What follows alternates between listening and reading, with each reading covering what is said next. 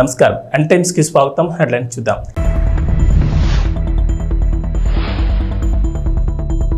ఏపీలో పింఛన్ల పంపిణీ లబ్ధిదారులకు స్వయంగా పంపిణీ చేసిన చంద్రబాబు.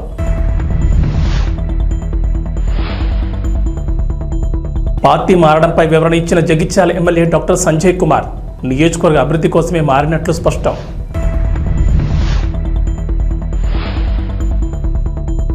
కల్కి కలెక్షన్ల ప్రభంజనం 4 రోజుల్లోనే 500 కోట్ల వసూళ్లు.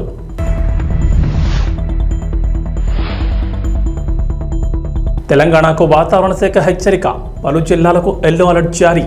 ఆంధ్రప్రదేశ్ వ్యాప్తంగా పింఛన్ల పంపిణీ ప్రారంభమైంది. ముఖ్యమంత్రి నారా చంద్రబాబు నాయుడు స్వయంగా పింఛన్ల పంపిణీ కార్యక్రమంలో పాల్గొన్నారు. ఎన్టీఆర్ భరోసా సామాజిక భద్రత పింఛన్ల పంపిణీలో భాగంగా గుంటూరు జిల్లా పెనమాకలోని ఎస్టీ కాలనీలో జరిగిన కార్యక్రమంలో పాల్గొన్నారు. ఉదయం 6 గంటలకు కాలనీలో స్వయంగా ఆయనే లబ్ధిదారులకు పింఛన్ అందజేశారు. బాణావత్ పాములు నాయకు కుటుంబం చంద్రబాబు చేతుల మీదుగా పింఛన్ తీసుకుంది. పాములు నాయకు వృద్ధాప్య పింఛన్, ఆయన కుమార్తె ఇస్లావత్ శివకుమారికి వితంతు పింఛన్, ఆయన భార్యకు రాజధానిలో భూమి లేని వారికి అందజేస్తున్న పింఛన్ను స్వయంగా చంద్రబాబు అందజేశారు. దేశంలోనే తొలిసారి ఓ ముఖ్యమంత్రి స్వయంగా లబ్ధిదారుల ఇంటికి వెళ్లి పింఛన్ అందజేయడం ఇదే మొదటిసారి. ఇది ఓ రికార్డ్ అని చెప్తున్నారు. ముఖ్యమంత్రి చంద్రబాబు పింఛన్ల పంపిణీ అనంతరం గ్రామంలోని మస్జిద్ సెంటర్ వద్ద నిర్వహించే ప్రజావేదిక కార్యక్రమంలో పాల్గొన్నారు. గ్రామస్తులు లబ్ధిదారులతో మాట్లాడారు. రాష్ట్ర వ్యాప్తంగా ఎన్టీఆర్ భరోసా పేరుతో పింఛన్ల పంపిణీ ప్రారంభమైంది. కూటమి ప్రభుత్వం ఎన్నికల మేనిఫెస్టోలో ఇచ్చిన హామీ మేరకు ఏప్రిల్ నెల నుంచి పెంచిన పింఛన్లు అందజేస్తున్నారు. మొత్తం 7,000 పింఛన్ మొత్తాన్ని అర్హులకు అందిస్తున్నారు. ఇప్పటి వరకు పింఛన్ 3,000 చొప్పున అందుతుండగా కూటమి ప్రభుత్వం తాజాగా ఆ మొత్తానికి ఒకేసారి 1,000 రూపాయలు పెంచి 4,000 చేశారు. ఈ పెంచిన పింఛన్ను ఏప్రిల్ నుంచి అమలు చేస్తామని మేనిఫెస్టోలో పెట్టిన హామీ మేరకు ఏప్రిల్, మే, జూన్ నెలకు 1,000 రూపాయలు చొప్పున కలిపి మొత్తం 7,000 ఇవాళ పంపిణీ చేస్తున్నారు. అప్పులు ఎంతున్నాయో ఇంకా నాకే తెలియదు. ఎతుకుతున్న రికార్డ్స్ అన్ని, వ్యవస్థలు ఎక్కడున్నాయో నాకే తెలియదు. అధికార యంత్రాంగం మొరేలు కూడా దెబ్బతినింది. బయట వాళ్ళు వచ్చి పెట్టుబడి పెట్టాలంటే భయపడే పరిస్థితికి వచ్చేసారు. మళ్లీ ఈ దుర్మార్గుడు వస్తే ఏమవుతుందని భయపడిపోయే పరిస్థితికి వచ్చారు. అంటే ఇవన్నీ కూడా ఒక రాష్ట్రం యొక్క బ్రాండ్ కూడా దెబ్బతినింది. ఎంతో మంది ముఖ్యమంత్రులు చూశాను నేను. చాలా మంది వచ్చారు, చాలా మంది ఓడిపోయారు, చాలా మంది వెళ్లారు. కానీ ఒక వ్యక్తి ముఖ్యమంత్రిగా పనికి రాడు, అలాంటి వ్యక్తి వచ్చాడని 5 ఏళ్లు నిరూపించిన ఏకైక వ్యక్తి మొన్నటి వరకు నాడు పేరు కూడా నేను చెప్పకూడదు, కానీ అలాంటి వ్యక్తి ఇతను. అంటే ఇప్పుడు నేను నిరూపించాలి ఎలాంటి వ్యక్తులు ముఖ్యమంత్రిగా ఉండాలో, దానికి ఆదర్శంగా నేను నిరూపించాల్సిన బాధ్యత నా పైన ఉంది. ఇప్పుడు ఈ 2 కాంట్రడిక్షన్. మొన్నటి వరకు మీరు చూస్తే పరదాలు కట్టేసేవాళ్ళు, ఎక్కడ పోయినా పరదాలు. ఎక్కడన్నా ఒక మురికి కాలువ ఉంటే మురికి కాలువ కూడా పరదా కట్టేసేవాడు కనపడకుండా. దాస్తే దాగుతుందా? మురికి వాసన రాకుండా ఉంటుందా అని అడుగుతున్నా మిమ్మల్ని. సమస్యలు పరిష్కారం చేయడానికి ప్రభుత్వాలు ఉండాలనే గాని సమస్యల్ని దాచిపెట్టి మనసును చంపుకొని బ్రతకడమో లేకుంటే ఇంకొక విధంగా చేయడం కరెక్ట్ కాదని చెప్పి కూడా నేను మీకు తెలియజేస్తున్నా. తెలంగాణలో రాజకీయాలు రోజు రోజుకు ఆసక్తికరంగా మారిపోతున్నాయి. సీఎం రేవంత్ రెడ్డి మొదలుపెట్టిన ఆపరేషన్ ఆకర్ష్ ఇప్పుడు స్పీడ్ అందుకుంది. అందులో భాగంగానే రోజుకో బీఆర్ఎస్ ఎమ్మెల్యే కాంగ్రెస్ తీర్థం పుచ్చుకుంటున్నారు. మరో 10 మంది ఎమ్మెల్యేలు కూడా కాంగ్రెస్ కండువా కప్పుకునేందుకు సిద్ధంగా ఉన్నట్లు లీకులు ఇస్తున్నారు నేతలు. ఈ క్రమంలోనే ఇటీవల బీఆర్ఎస్ పార్టీకి రాజీనామా చేసి హస్తంగూటికి చేరుకున్న జగిత్యాల ఎమ్మెల్యే డాక్టర్ సంజయ్ కుమార్ తన పార్టీ మార్పు గురించి మరోసారి స్పందించారు. కాంగ్రెస్లో చేరిన తర్వాత మొదటిసారి స్పందించిన సంజయ్ కుమార్ నియోజకవర్గ అభివృద్ధి కోసమే అధికార పార్టీలో చేరారని వివరించారు. ఈసారి అసలు విషయం బయటపెట్టారు. పార్టీ మార్పు అనంతరం తొలిసారిగా కార్యకర్తలతో సంజయ్ కుమార్ టెలికాన్ఫరెన్స్ నిర్వహించారు. ఈ సందర్భంగా మాట్లాడిన సంజయ్ టీపీసీసీ అధ్యక్షుడు సీఎం రేవంత్ రెడ్డి ఆదేశాలతోనే తాను కాంగ్రెస్ పార్టీలో చేరారని కుండబద్దలు కొట్టేశారు. దీంతో తనతో పాటు కార్యకర్తలు నడవాలని కోరారు. గతంలో కాంగ్రెస్ పార్టీలో గెలిచిన ఎమ్మెల్యేలు అప్పటి అధికార పార్టీ అయిన బీఆర్ఎస్లో చేరి తమ తమ ప్రాంతాలను అభివృద్ధి చేసుకున్నారని, అదే తరహాలో తాను కూడా కాంగ్రెస్ పార్టీలో చేరారని స్పష్టం చేశారు. తాను ఏ పార్టీలో ఉన్నా జగిత్యాల నియోజకవర్గ అభివృద్ధి కృషి చేస్తానని సంజయ్ కుమార్ స్పష్టం చేశారు. ఆంధ్రప్రదేశ్లో పింఛన్ల పంపిణీ కొనసాగుతోంది. సోమవారం ఉదయం 6 గంటల నుంచి రాష్ట్ర వ్యాప్తంగా గ్రామ, వార్డు సచివాలయాల ఉద్యోగులు పింఛన్లను ఇంటింటికి తీసుకెళ్లి అందజేస్తున్నారు. రాష్ట్ర వ్యాప్తంగా మొత్తం 65.18 లక్షల మందికి 4,408 కోట్ల నిధుల్ని ప్రభుత్వం విడుదల చేసింది. ముఖ్యమంత్రి చంద్రబాబు స్వయంగా పింఛన్ల పంపిణీ కార్యక్రమంలో పాల్గొన్నారు. గుంటూరు జిల్లా తాడేపల్లి మండలం పెనుమాకలో ఓ కుటుంబంలో 3కి పింఛన్ అందజేశారు. అయితే ఏపీలో పింఛన్లు తీసుకునే వారికి ఓ అనుమానం మొదలైంది. ఒక నెల పింఛన్ తీసుకోకపోయినా రద్దు చేస్తారంటూ సోషల్ మీడియాలో ప్రచారం జరుగుతోంది. సోషల్ మీడియాలో ఓ వీడియో వైరల్ అవుతోంది. దీంతో తెలుగుదేశం పార్టీ స్పందించింది. వైఎస్ఆర్సీపీ సోషల్ మీడియాలో తప్పుడు ప్రచారం చేస్తోందని ఆగ్రహం వ్యక్తం చేసింది. పేదలకు ఒకేసారి 7,000 పెన్షన్ ఇస్తుంటే జగన్ రెడ్డి ఓర్వలేక తన ప్యాలెస్ బుద్ధి బయటపెట్టుకున్నాడు. చంద్రబాబు స్పష్టంగా 3 నెలల పెన్షన్ తీసుకోకపోయినా అన్నీ కలిపి ఒకేసారి ఇస్తామని చెప్తున్నా ఫేక్ ప్రచారం చేస్తున్నారు. తన హయాంలో పేదలను పీక్కు తింటూ ఒక నెల పెన్షన్ తీసుకోకపోయినా రద్దు చేస్తామంటూ వేసిన డప్పుని నేడు మళ్లీ చూపిస్తూ ప్రజలను తప్పుదోవ పట్టిస్తున్నాడంటూ టీడీపీ ట్వీట్ చేసింది. ఈ నెల 1వ తేదీ 2వ తేదీ పెన్షన్ తీసుకుంటే వాళ్ళు తీసుకోవాలంటే లేకపోతే వెనక్కి పోతుంటాయో. ఆయన సామాన్య గిరిజన రైతు కుటుంబం నుంచి వచ్చిన వ్యక్తి. జనసేన పార్టీలో సామాన్య కార్యకర్తగా చేరారు. ఆస్తులు లేవు, రేకుల షెడ్లో నివాసం ఉంటున్నారు. 2019 ఎన్నికల్లో సామాన్య కార్యకర్తకు ఎమ్మెల్యేగా అవకాశం కల్పించారు అధినేత పవన్ కళ్యాణ్. ఆ ఎన్నికల్లో ఓటమి తప్పలేదు. మళ్లీ 2024లో పొత్తుల్లో భాగంగా ఎమ్మెల్యే టికెట్ రూపంలో అదృష్టం తలుపుతట్టింది. ఎన్నికల్లో పోటీ చేసి వైఎస్ఆర్సీపీ అభ్యర్థిపై ఘన విజయం సాధించి అసెంబ్లీలో అడుగుపెట్టారు. ఎమ్మెల్యేగా గెలిచిన సొంత కారు కూడా లేని పరిస్థితి. ఎంత కాదన్నా నియోజకవర్గానికి చెందిన ప్రజాప్రతినిధి. ఎక్కడికి వెళ్లాలన్నా కారు ఖచ్చితంగా అవసరమే. కానీ కారు కొనగలిగే ఆర్థిక స్తోమత లేదు. ఆయన పరిస్థితిని అర్థం చేసుకున్న జన సైనికులు చేయి కలిపారు. ఎమ్మెల్యేలకు తమ తరపున కారును బహుమతిగా అందజేశారు. ఏలూరు జిల్లా పోలవరం నియోజకవర్గ ఎమ్మెల్యే చిర్రి బాలరాజు చిన్నకారు గిరిజన రైతు కుటుంబానికి చెందిన వ్యక్తి. నియోజకవర్గానికి చెందిన సీనియర్ నేత కరాటం రాంబాబు స్ఫూర్తితో రాజకీయాల్లోకి వచ్చారు. 2019లో జనసేన తరపున ఎమ్మెల్యే అభ్యర్థిగా పోటీ చేసి ఓడిపోయారు. అయినా సరే నియోజకవర్గంలో రెట్టింపు ఉత్సాహంతో ప్రజా సమస్యలపై పోరాటాలు చేశారు. 2024 ఎన్నికల్లో పవన్ కళ్యాణ్ ఎమ్మెల్యే టికెట్ ఇచ్చారు. సీనియర్ నేత కరాటం రాంబాబు, జన సైనికులు, కూటమి నేతలు కష్టపడి ఆయన్ను ఎమ్మెల్యేగా గెలిపించుకున్నారు. ఏపీలో నూతన ప్రభుత్వం ఏర్పడ్డాక తొలిసారి పింఛన్ల పంపిణీ రాష్ట్ర వ్యాప్తంగా కొనసాగుతోంది. ఈ మేరకు నారా చంద్రబాబు నాయుడు సోమవారం ఉదయం ఎన్టీఆర్ భరోసా సామాజిక పింఛన్ల పథకాన్ని ప్రారంభించారు. మంగళగిరి నియోజకవర్గంలోని పెనుమాకలో లబ్ధిదారుల ఇంటికి వెళ్లి స్వయంగా తన చేతుల మీదుగా పింఛన్ అందజేశారు. అనంతరం పెనుమాకలో పింఛన్దారులతో ఏర్పాటు చేసిన సమావేశంలో సీఎం చంద్రబాబు, మంత్రి లోకేష్ మధ్య ఆసక్తికరమైన సరదా సంభాషణ జరిగింది. వేదికపై మంత్రి నారా లోకేష్ మాట్లాడుతూ, సార్ మీరు ముఖ్యమంత్రి అయ్యాక సంక్షేమ పథకాల అమల్లో తొలి అడుగు వేశారు. మంగళగిరి నియోజకవర్గంలోని మా పెనుమా గ్రామానికి మీరు రావడం చాలా సంతోషంగా ఉంది. గత 5 ఏళ్లు పరదాల ముఖ్యమంత్రిని చూసాం, ఇప్పుడు ప్రజల ముఖ్యమంత్రిని చూస్తున్నాం. అయితే అధికారులు సెట్ కావడానికి ఇంకా టైం పడుతుందేమో సార్. ఇంకా పరదాలు కడుతున్నారు సార్, బతిమలాడి అన్ని తీసివేసినా కడుతున్నారని అన్నారు. లోకేష్ వ్యాఖ్యలకు సీఎం చంద్రబాబు చిరునవ్వుతో స్పందించారు. లేదు, అధికారులు మారిపోయారు. ఇంకొకసారి పరదాలు కడితే కట్టిన వాడిని సస్పెండ్ చేయడం తప్ప వేరే మార్గం ఉండదు. ఇలాంటివి నేను వినదలుచుకోలేదు. ఎవరైనా సరే పాత రోజులు మర్చిపోయి కొత్త రోజులు జ్ఞాపకం తెచ్చుకుని ముందుకు సాగిపోవాల్సిందిగా అందరినీ కోరుతున్నాను. ఎక్కడా ఇలాంటివి జరగకూడదు. ఎవరైనా ఫిర్యాదు చేస్తే పనిష్మెంట్ తప్పదని చంద్రబాబు నవ్వుతూ అన్నారు. అధికారులు ఇంకా టైం పడుతుంది అనుకుంటా సార్ సెట్ అయ్యేదానికి. లేదు, సెట్ అయ్యారు. ఇంకా పరదాలు కడుతున్నారు సార్. పరదాలు ఎక్కడ వాళ్ళని బతిమలాడి అన్ని తీపిస్తారు. కాదు, పరదాలు కడితే ఇంకొకసారి ఎక్కడన్నా చూస్తే కట్టిన వాళ్ళని సస్పెండ్ చేయడం తప్ప వేరే మార్గం ఉండదు. కాబట్టి ఇంక నేను వినదలుచుకోలేదు. ఎవరైనా సరే సింపుల్ గా పాత రోజులు మర్చిపోయి కొత్త రోజులు జ్ఞాపకం చేసుకుని ముందుకు పోవాల్సిందిగా అందరినీ కోరుతున్నా. ఎక్కడా జరగకూడదు. ఎవరైనా కంప్లైంట్ చేస్తే మాత్రం పనిష్మెంట్ తప్పదు. మీకు బీ క్లియర్. అంటే 5 సంవత్సరాలు అలవాటు కదా సార్, కొంచెం టైం పడుతుంది సార్. మీకు కూడా అందరికి అలవాటు కావాలి, వాళ్ళకే కాదు. కొత్త శకానికి, కొత్త కల్చర్ కి అందరూ అలవాటు కావాల్సిందే. ఇంకా టైం ఉండదు.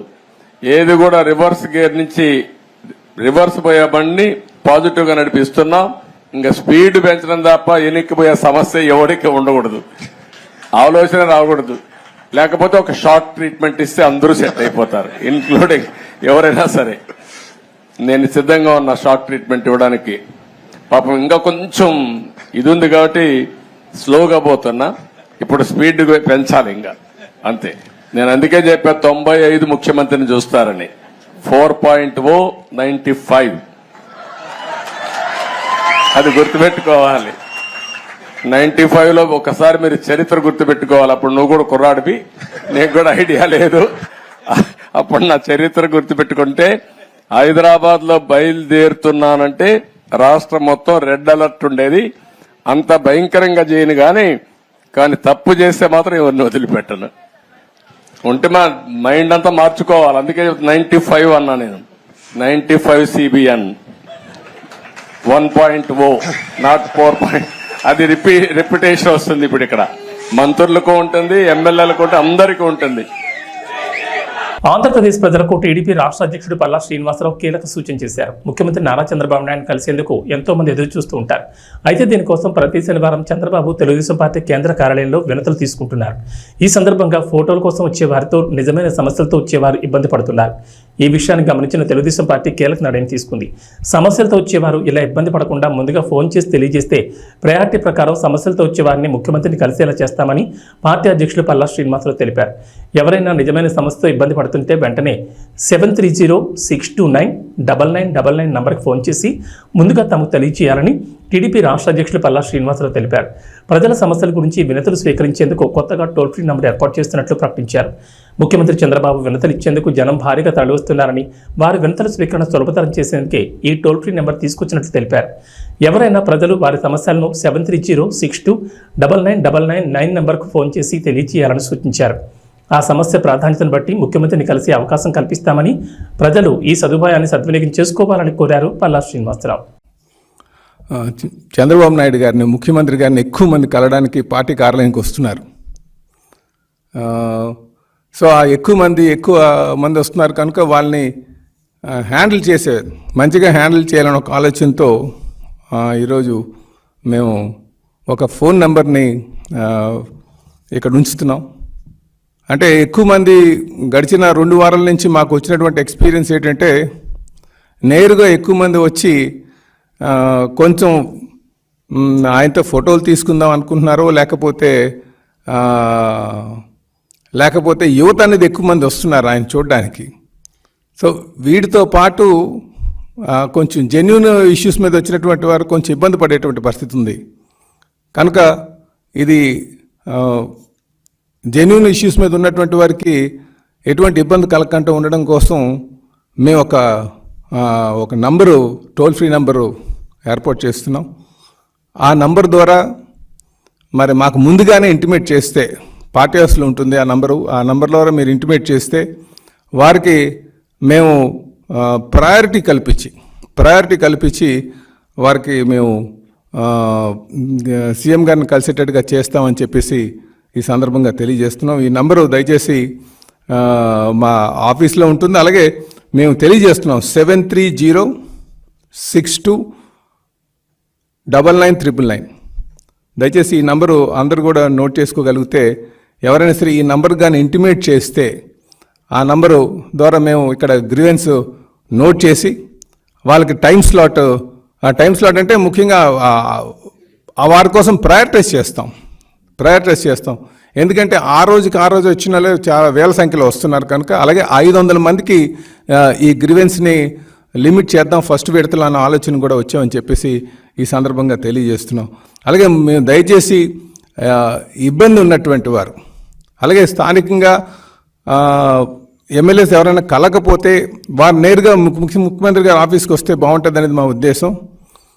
వారు మాత్రం ఈ నంబర్ ద్వారా మాకు ఇంటిమేట్ చేసి వాళ్ళు సమస్య చెప్తే ఆ సమస్యని మేము నోట్ చేసుకొని ప్రయారిటీ పెట్టి వాళ్ళకి ముందుగా కల్పించడానికి మేము ఇక్కడ ఏర్పాట్లు చేస్తున్నామని చెప్పేసి మరి మీ అందరికీ కూడా తెలియజేస్తున్నాం.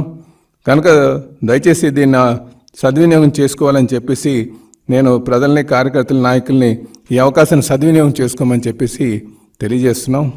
అలాగే సింగరేణి సీఎండీ బలరాం నాయక్ కు ప్రతిష్టాత్మక tree man of Telangana award వరించింది. సింగరేణి సంస్థను పర్యావరణ రహిత సంస్థగా మార్చడమే కాకుండా తానే స్వయంగా 18,000కు పైగా మొక్కలు నాటి కోల్బెల్ట్ ఏరియాలోని 6 జిల్లాల్లో 35 చిన్న అడవులను సృష్టించినందుకు గుర్తింపుగా గ్రీన్ మ్యాపుల్ ఫౌండేషన్ ఈ పురస్కారానికి ఎంపిక చేసింది. ఈ మేరకు ఆదివారం హైదరాబాద్లో నిర్వహించిన ఫౌండేషన్ 2024 అవార్డుల ప్రదానోత్సవంలో ఆ సంస్థ ఎండీ అస్తుష్ వర్మ, ఎన్టీపీసీ, ఇతర ప్రభుత్వ రంగ సంస్థల ఉన్నతాధికారులు సింగరేణి సీఎండీ బలరాంకు ఈ అవార్డును అందజేశారు.